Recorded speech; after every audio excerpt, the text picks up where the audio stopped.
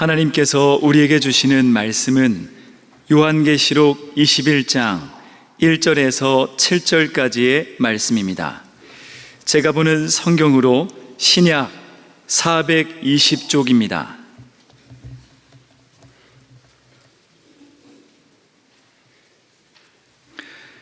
하나님의 말씀을 봉독하겠습니다. 또 내가 새 하늘과 새 땅을 보니 처음 하늘과 처음 땅이 없어졌고 바다도 다시 있지 않더라. 또 내가 보매 거룩한 성 새 예루살렘이 하나님께로부터 하늘에서 내려오니 그 준비한 것이 신부가 남편을 위하여 단장한 것 같더라. 내가 들으니 보좌에서 큰 음성이 나서 이르되 보라, 하나님의 장막이 사람들과 함께 있음에 하나님이 그들과 함께 계시리니 그들은 하나님의 백성이 되고 하나님은 친히 그들과 함께 계셔서 모든 눈물을 그 눈에서 닦아주시니 다시는 사망이 없고 애통하는 것이나 곡하는 것이나 아픈 것이 다시 있지 아니하리니 처음 것들이 다 지나갔음이러라. 보좌에 앉으신 이가 이르시되 보라, 내가 만물을 새롭게 하노라 하시고 또 이르시되 이 말은 신실하고 참되니 기록하라 하시고 또 내게 말씀하시되 이루었도다. 나는 알파와 오메가요 처음과 마지막이라. 내가 생명수 샘물을 목마른 자에게 값없이 주리니 이기는 자는 이것들을 상속으로 받으리라. 나는 그의 하나님이 되고 그는 내 아들이 되리라. 아멘. 기독교 신앙을 가지고 있지 않는 사람들이 여러분에게 왜 그렇게 사십니까? 라고 묻는다면 무엇이라고 대답하시겠습니까? 여러분에게 왜 신앙생활을 하십니까? 신앙생활의 목적이 무엇입니까? 그렇게 신앙생활을 하면 죽음 후에 무엇이 있습니까? 라고 묻는다면, 다른 말로 무슨 소망이 있어서 신앙생활을 하십니까? 라고 묻는다면 어떻게 대답하시겠느냐는 질문입니다. 베드로전서 3장 15절에 너희 마음에 그리스도를 주로 삼아 거룩하게 하고 너희 속에 있는 소망에 관한 이유를 묻는 자에게는 대답할 것을 항상 준비하되 온유와 두려움으로 하고 라고 말씀합니다. 적어도 그리스도인이라면 소망에 관한 이유를 묻는 사람에게 대답할 수 있어야 한다는 말씀이기도 하고 그렇게 대답할 말을 항상 준비하고 있어야 한다는 말씀입니다. 오늘 우리는 본문 말씀을 통해 그 소망의 이유를 대답할 수 있기를 바랍니다. 사도 요한이 밤모섬에서 소아시아의 7 교회를 향한 계시의 말씀을 기록한 책이 요한계시록입니다. 사도 요한은 박해를 받고 있는 상황 속에서도 좌절하지도 않고 또 소망을 품으며 믿음을 지키도록 계시록을 기록하여 보냈습니다. 예수님의 재림과 최후의 심판, 그리고 택함을 받은 자가 거할 새하늘과 새 땅이 창조될 새 창조를 바라보도록 기록을 했습니다. 특별히 요한계시록 21장 1절 이하, 오늘 본문이 1절부터 7절이죠. 21장 1절부터 22장 5절까지에는 예수님의 재림으로 완성될 새하늘과 새 땅을 소개하고 그곳에서 살게 되는 예수님의 신부를 상세히 설명하고 있습니다. 이 부분에서 창세기 1장 1절에 태초에 하나님이 천지를 창조하시니라는 말씀에 천지와 같은 의미의 새하늘과 새 땅을 말씀함으로써 처음 세상의 종말과 처음 세상에 대응하는 새로운 세상이 시작된다는 것을 선포하고 있습니다. 전에는 새하늘과 새 땅을 한자로 신천지라고 표현했는데 요즘 이단 신천지가 득세하는 바람에 신천지라는 말을 사용하지 않습니다. 그냥 말씀 그대로 새하늘과 새 땅 또는 신천신지 이렇게 표현합니다. 사도 요한은 새하늘과 새 땅을 보니 처음 하늘과 처음 땅이 사라진 것을 보았습니다. 1절입니다. 또 내가 새하늘과 새 땅을 보니 처음 하늘과 처음 땅이 없어졌고 바다도 다시 있지 않더라. 처음 하늘과 처음 땅이 없어졌고 라는 말씀을 영어 성경에서는 이전 하늘과 땅이 훌쩍 지나가 버렸고 이렇게 번역을 했어요.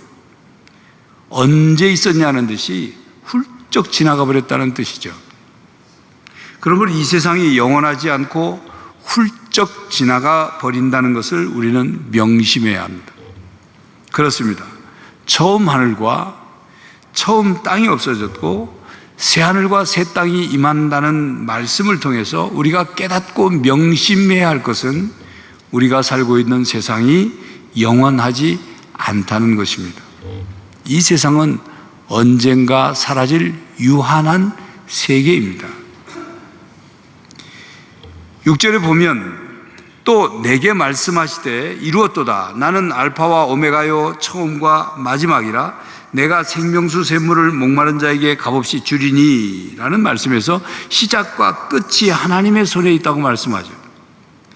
여러분, 계절도 끝이 있고 운동 경기도 끝이 있고 드라마도 끝이 있는 것처럼 고난도 끝이 있습니다. 이 완결의 열쇠를 누가 가지고 계시냐? 하나님이 가지고 계십니다. 글은 작가의 손에 달려있고 이 세상의 역사는 하나님의 손에 달려 있습니다. 하나님은 알파와 오메가이십니다. 이 말씀의 방점은 오메가에 있어요. 처음과 마지막이라고 하실 때 이 마지막에 초점이 있다는 말입니다. 분명한 것은 반드시 이 세상은 끝이 있다는 사실입니다. 그러므로 우리는 이 세상이 영원한 것처럼 이 세상에 사는 우리도 영원히 이 세상에 살 것처럼 착각하지 말아야 합니다. 돈도 명예도 권세도 인기도 부귀영화도 훌쩍 지나가 버립니다. 그러니 이 세상에 영원한 소망을 두어서는 안 됩니다. 이 세상 것에 집착하지 말아야 합니다. 우리는 새하늘과 새 땅에 영원한 소망을 두어야 합니다. 이 세상에 살면서 우리의 눈과 영혼은 바로 이 영원한 하나님의 나라, 새하늘과 새 땅을 바라보며 살아야 합니다. 영원한 삶을 준비하며 살아야 합니다. 새하늘과 새 땅에는 바다가 있지 않습니다. 여기서 말하는 바다는 요한계시록 13장 1절에 의하면 짐승이 그 바다에서부터 나오는데 바로 짐승이 나오는 악의 세력의 근원지를 바다로 표현한 것입니다. 악의 영역이죠. 그러므로 새하늘과 새 땅에 바다가 없다는 것은 새 창조의 세계에서 더 이상 사탄의 세력이 활동하지 못한다는 뜻이죠. 마귀와 악과 죄가 완전히 사라진 새하늘과 새 땅을 말씀하고 있습니다. 사탄의 세력은 이 세상에서 죄와 사망과 고통을 지배하고 있습니다. 그런데 새하늘과 새 땅에서는 이 모든 것이 완전히 사라질 것입니다. 교회를 대적하는 세력인 사탄, 그 세력의 이 사탄이 거하는 바다가 더 이상 없다 그 말입니다. 악의 괴계는 모두 사라지고 하나님의 통치, 하나님 나라의 질서, 하나님 나라의 샬롬 상태만 존재할 뿐입니다. 그렇기 때문에 4절에 모든 눈물을 그 눈에서 닦아주시니 다시는 사망이 없고 애통하는 것이나 곡하는 것이나 아픈 것이 다시 있지 아니하리니 처음 것들이 다 지나갔음이로라 하고 말씀합니다. 이 세상에 죄가 들어오고 죄로 인해서 우리는 죽음과 질병과 슬픔과 갈등과 다툼과 전쟁을 겪습니다. 죄를 통해 사탄은 성도를 끊임없이 유혹하고 성도들을 대적합니다. 그래서 우리가 때로는 죄를 짓기도 하고 고통을 겪기도 하고 죄와 자기 욕심과 세상의 유혹을 이기지 못해 죄를 범하게 되는 거죠. 그것과 싸워야 되는 거죠. 그러나 기뻐하십시오. 새하늘과 새 땅에는 그 모든 것이 사라지고 없습니다. 새하늘과 새 땅은 무엇을 뜻하는 것일까요? 고대 유대 문헌에는 이와 관련된 두 가지 개념이 존재했습니다. 하나는 세상이 파괴된 이후 새로운 세상이 창조된다는 개념이고, 또 하나는 세상이 갱신되어서 이상적 상태로 바뀐다는 개념이었습니다.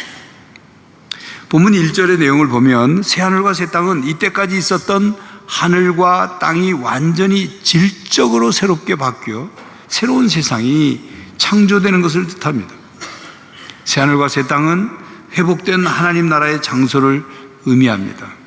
새하늘과 새 땅에서 새롭다는 형용사는 시간적인 의미가 아니라 질적인 새로움을 말합니다. 질적으로 완전히 새롭게 변화된 것을 말하죠.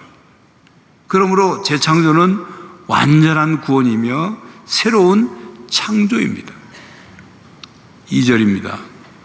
또 내가 보매 거룩한 성 새 예루살렘이 하나님께로부터 하늘에서 내려오니 그 준비한 것이 신부가 남편을 위하여 단장한 것 같더라 말씀합니다. 이 말씀에서 새 예루살렘은 천국을 뜻하는 것일까요? 아니면 지상 교회의 영광스러운 모습의 상징적인 표현일까요? 구약에서 이스라엘의 수도는 예루살렘이죠. 하나님의 백성들이 거주하는 곳이고 하나님의 성전이 있는 곳이었습니다. 다윗과 솔로몬 시대에는 열방의 다른 나라 백성들이 예물을 들고 와서 예루살렘까지 와서 하나님께 경배하고 드리고 천하만국의 중심지가 곧 예루살렘이었어요. 그러나 구약 예루살렘은 하나님의 백성들의 타락과 불순종으로 인해서 이방인 손에 의해서 멸망당했어요. 하지만 주님이 다시 오실 때는 새 예루살렘이 하늘로부터 내려온다 그랬어요. 이 새 예루살렘이 거룩한 성이라 불려졌어요. 새 하늘과 새 땅에 살게 될 새 예루살렘 성은 신랑을 위해 단장한 것 같은 어린 양의 신부인 교회, 하나님 나라에 사는 인격체, 즉 승리한 교회를 의미합니다. 그러므로 새 예루살렘은 장소를 의미할 뿐만 아니라 성도들을 상징합니다. 요한계시록에서 바벨론이 장소이면서 동시에 로마인들을 지칭하는 것처럼 본문의 새 예루살렘도 장소이면서 동시에 성도들을 가리킵니다.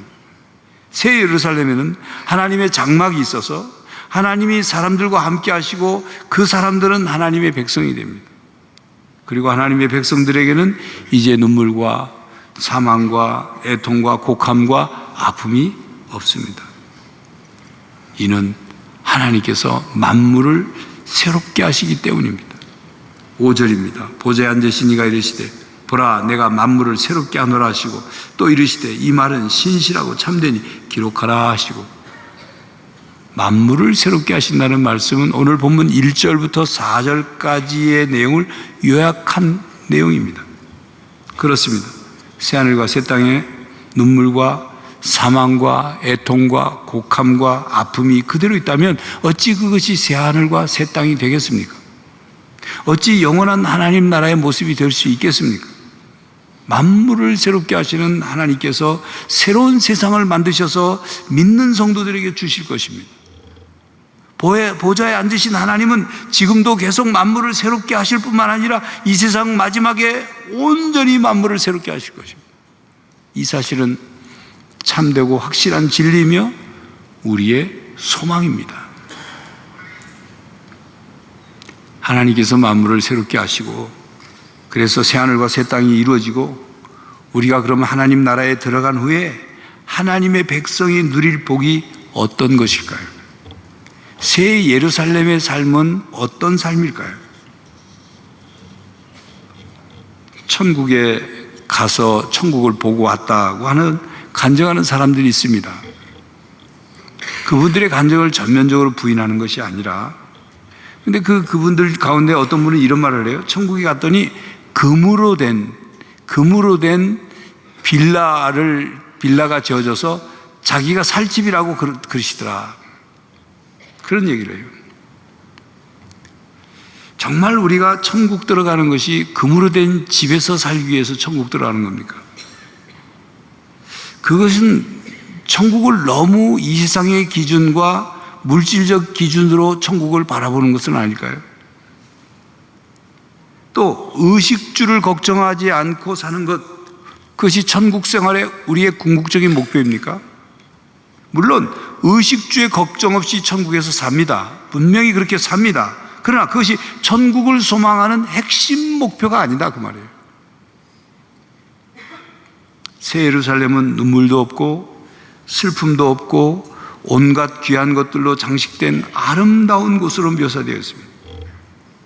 이 땅에서 누릴 수 없는 큰 기쁨과 즐거움을 표현하기 위해서 우리가 알고 있는 개념, 우리가 알고 있는 어떤 물질을 통해서 천국을 설명해 놓은 말씀이에요. 예를 들어 보겠습니다. 오늘 본문 다음에 보면 새 예루살렘 성을 묘사한 내용이 나옵니다.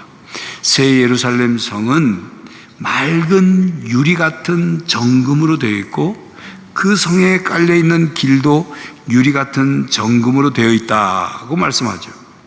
자, 그런데 이 말씀을 이 세상의 관점으로만 보면 안 된다, 그 말이에요. 요즘 금값이 굉장히 치솟았죠. 그러니까 그런 생각, 야, 천국에 그렇게 금이 깔려 있으면 가서 그냥 금 다 내 걸 만들면 되겠다. 이런 식의 천국을 이해해서는 안 된다, 그 말이에요. 여러분, 길바닥에 금이 깔려 있으면 그게 흔한 게 금이란 말이에요. 그렇게 흔한 금은 값어치가 없죠. 세상의 가치로 만약에 생각한다면 그렇게 판단이 된단 말이에요. 그러니까 요한계시록의 말씀은 새 예루살렘이 얼마나 아름답고 귀한 것으로 이루어졌는지를 말씀하는 것이다. 그렇게 알면 돼요.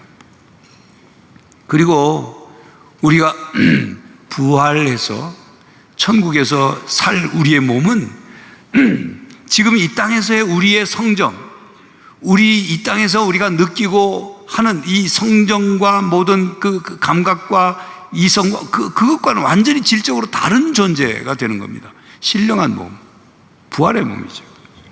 그러니까 이 세상의 성정으로, 느낌으로, 판단으로 볼 때 금, 은, 보화를 바라보는 그 눈과 천국에서 온전히 신령한 몸으로 변화됐을 때 바라볼 때 그 금은, 보화 똑같이 보이겠느냐 말이에요.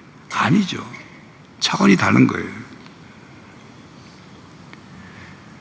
그러니 이 영적인 생각과 관점에서 천국을 바라봐야 한다, 그 말입니다. 하나님 나라에서 우리가 누릴 복은 단순한 물질 소유나 의식주 문제 해결 차원의 복이 아닙니다. 6절 하반절에 생명수 샘물을 목물한 자에게 값없이 주리니 이 말씀은 구원의 기쁨을 주신다는 거예요. 끊임없이 솟아나는 영생의 은혜를 주시겠다는 뜻이에요. 영생하는 생명을 주시다는 뜻입니다. 그것을 누가 주실까요? 여러분, 이 장례가 나면 장례식장에 조문하러 오는 사람들이 고인을 향해서 이렇게 말합니다. 삼가 명복을 빕니다. 조화에도 보면 삼가 명복을 빕니다. 명복이라는 것은 죽은 사람을 위하여 잘 받들어 섬긴 결과로 명계에서 죽은 자가 복을 받게 되기를 바란다는 뜻이에요. 명계란 뭐냐? 알지 못하는 어두운 세계를 명계라고 그래요. 그냥 쉬운 말로 사후세계를 말하는 거예요. 그러니까 죽은 자를 살아있는 사람이 잘 이 장례를 치르고 잘 해서 사후세계에 복 받기를 바랍니다. 그런 기독교 신앙인들은 그런 용어를 써서는 안 됩니다. 맞지 않는 말이에요. 또 어떤 사람은 조문을 가서 좋은 곳에 가시길 바랍니다. 그렇게 말해요. 그 좋은 곳이 어디인지 어떤 곳인지도 모른 채 그저 막연하게 좋은 곳으로 가기를 바란다고 말을 합니다. 자, 성도 여러분, 여러분도 천국, 즉 하나님 나라가 그런 곳으로 알고 있습니까? 좋은 곳이긴 한데 막연하게 좋은 곳, 그게 천국이라고 생각합니까? 천국에 들어가면 영생을 한다고 하는데 막연하게 영원히 사는 것, 뭐 어떻게 사는지 모르지만 하여튼 계속 사는 것, 그런 걸로 알고 있습니까? 계몽주의 철학자 임마누엘 칸트는 기독교의 천국 개념을 잘못 이해해서 비판했어요. 기독교가 말하는 천국은 건 엉터리다. 그 천국은 그야말로 천국이 아니다.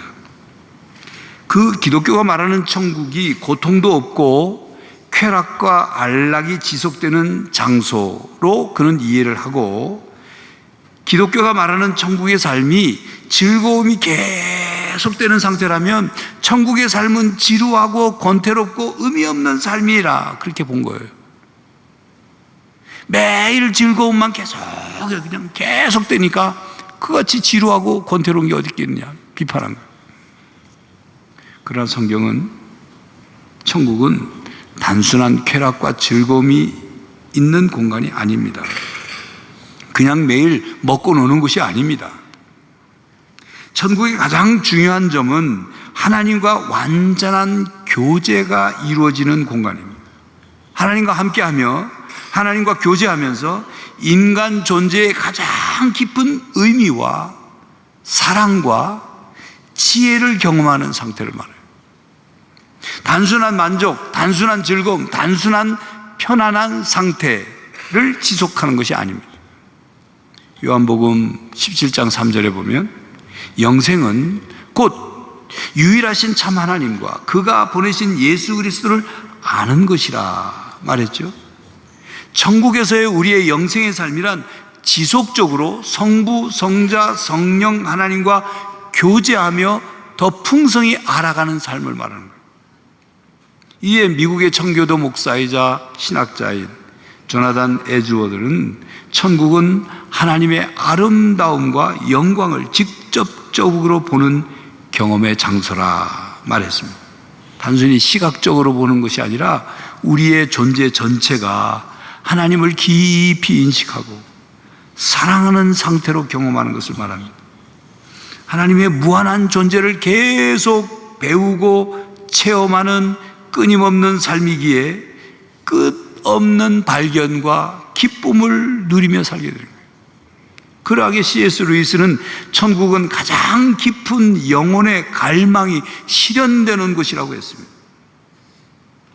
그리고 완전한 사랑과 화해가 이루어진 천국 공동체로서 하나님과의 교제 안에서 인간과 인간의 관계가 가장 성숙한 단계로 이루어지는 삶을 살게 되니까 그것은 단순한 만족, 단순한 즐거움, 단순한 편한 상태가 아닙니다. 칸트가 말하는 단순한 쾌락과 안락의 상태와는 다른 차원의 삶이에요. 그리고 말씀드린 것처럼 천국에서는 그냥 먹고 노는 게 아니에요. 하나님을 예배하고 섬기며 하나님의 파트너로서 하나님의 창조 세계를 돌보고 다스리는 활동을 하는 것이기 때문에 지루하거나 권태로운 삶이 될 수 없어요. 역동적인 여정인 거예요. 그러므로 우리가 천국에서 누릴 최고의 복은 하나님과 함께 사는 복입니다. 하나님께서 영원히 우리와 함께 살고 우리는 하나님 안에 있는 풍성함을 우리가 마음껏 누리며 사는 거예요. 온 세상을 다스리는 하나님과 함께 살게 되는 것이고, 우리가 누릴 궁극적이고 핵심적인 복과 소망이 바로 그거예요. 여러분, 태초에 아담과 하와가 죄를 범하고 불순종해서 에덴 동산에서 추방됐죠. 쫓겨난 거예요. 죄 때문에 하나님과 인간이 함께 있을 수 없고 죄가 하나님과 인간을 분리시켰어요. 그 분리가 됐기 때문에 우리에게 고통이 오고 죽음이 오게 된 거죠. 그것 때문에 불행을 겪게 되는 것입니다. 그러므로 하나님이 우리와 함께 하신다는 것은 우리의 삶의 모든 문제가 해결되는 거예요. 죄와 죽음과 고통과 불행이 사라지고 영원한 하나님 나라에서 하나님 안에 있는 풍성함을 누리며 사는 거예요. 그게 본문 3절 4절입니다. 내가 들으니 보좌에서 큰 음성이 나서 이르되 보라 하나님의 장막이 사람들과 함께 있음에 하나님이 그들과 함께 계시리니 그들은 하나님의 백성이 되고 하나님은 친히 그들과 함께 계셔서 모든 눈물을 그 눈에서 닦아주시니 다시는 사망이 없고 애통하는 것이나 곡하는 것이나 아픈 것이 다시 있지 아니하리니 처음 것들이 다 지나갔습니다. 그러므로 모든 신자들은 이기는 자가 되어야 합니다. 7절에 이기는 자는 이것들을 상속으로 받으리라. 나는 그의 하나님이 되고 그는 내 아들이 되리라. 이기는 자가 이것들을 상속으로 받을 것이라 했는데 이것들은 무엇을 말합니까? 6절에 생명수 샘물이라고 생명수 샘물을 값없이 주신다고 그랬죠. 생명수 샘물을 의미하는 거예요. 원수마귀 공격에 굴하지 않고 끝까지 믿음을 지킨 사람, 세상을 믿음으로 이긴 사람은 하나님의 자녀로서 영생을 상속받게 될 것을 약속하셨습니다. 그러나 믿지 않는 자들은 불과 유황의 심판이 주어질 것입니다. 요한복음 5장 29절에 예수님께서 말씀하셨죠. 선한 일을 행한 자는 생명의 부활로, 악한 일을 행한 자는 심판의 부활로 나오리라. 둘째 사망인 지옥과 영벌이 기다리고 있는 거예요. 그러므로 우리는 끝까지 믿음을 붙들고 흔들리지 말아야 합니다. 끝까지 믿음으로 세상을 이겨내야 합니다. 우리는 끝까지 원수 마귀 괴계를 이겨내야 합니다. 여러분, 지금 그리스도인이라고, 지금 교인이라고 해서 새하늘과 새 땅에 들어갈 수 있는 게 아닙니다. 지금 교인이라고 해서 생명수 샘물을 받아 마실 수 있는 것이 아닙니다. 지금 교인이라고 해서 영생을 선물로 받는 것이 아닙니다. 하나님은 오직 끝까지 이기는 자에게 주십니다. 믿음으로 모든 시험과 환난을 이기는 자에게 주십니다. 이기는 자에게 영광의 면류관을 씌워주십니다. 이기는 자의 하나님이 되어주시고 이기는 자가 하나님의 자녀가 되는 것이죠. 잠깐 교회만 다니면 그냥 하나님 문 앞에 가서 서성거리면 그냥 들여보내줄 거라 기대하십니까? 천만에요. 끝까지 믿음을 지키고 이긴 자만이 들어갈 수 있는 거예요. 성도 여러분, 무슨 소망으로 신앙생활을 하십니까? 우리가 바라고 기다리며 소망하는 하나님의 나라가 어떤 것입니까? 우리가 그것에 들어가서 어떤 삶을 살게 될까요? 그 소망에 대해 대답할 수 있습니까? 우리가 이 세상의 끝이 어떻게 될 것인가를 안다면, 그리고 우리 앞에 펼쳐질 영원한 하나님 나라가 어떤 나라인가를 안다면 영원한 소망의 이유를 담대히 대답할 수 있습니다. 우리는 미래를 두려워하지 않습니다. 이 세상을 살면서 우리의 참소망이 무엇인지를 알기에 지금의 괴로움과 슬픔과 불행과 죽음이 두렵지 않은 거예요. 오히려 하나님 나라, 새하늘과 새 땅을 더욱 사모하게 됩니다. 하나님께서 우리와 함께 하실 것이기 때문에 우리는 하나님의 자녀, 하나님의 백성으로서 영원한 기업의 상속자가 되는 천국의 삶을 우리가 약속받았기 때문입니다. 우리는 그날이 올 때까지 그리스도의 신부된 교회로서 신랑이신 예수님을 사모하며 기다려야 합니다. 날마다 원수 마귀를 대적하여 승리해야 합니다. 끝까지 이기는 자가 되어야 합니다. 보혜사 성령님께서 우리를 보호해 주시고 도와주십니다. 보혜사 성령님을 갈망하며 도우심을 구하는 자마다 보호해 주시고 반드시 도와주실 것입니다. 성도 여러분, 만물을 새롭게 하시는 하나님의 약속을 믿고 우리 또한 새롭게 되어서 새하늘과 새 땅에서 영원히 살 날을 고대하며 이 세상의 삶을 믿음으로 이겨내며 살아가는 성도들이 되시기를 간절히 바랍니다. 기도하겠습니다. 하나님, 저희들이 이 땅이 영원하지 않음을, 이 땅에 끝이 있음을 다시 깨닫습니다. 그 끝에 하나님의 나라 새하늘과 새 땅이 펼쳐지며 우리를 반겨주실 것을 믿습니다. 우리는 믿음으로 끝까지 이기는 자가 되게 해주시옵시고, 그 소망이 흔들리지 않게 하시고, 그 소망의 이유를 묻는 이들에게 담대하게 대답할 수 있고, 그 소망을 붙들고 살아가는 삶의 모습으로 사는 성도가 되게 하여 주시옵소서. 예수 그리스도의 이름으로 기도하옵나이다. 아멘.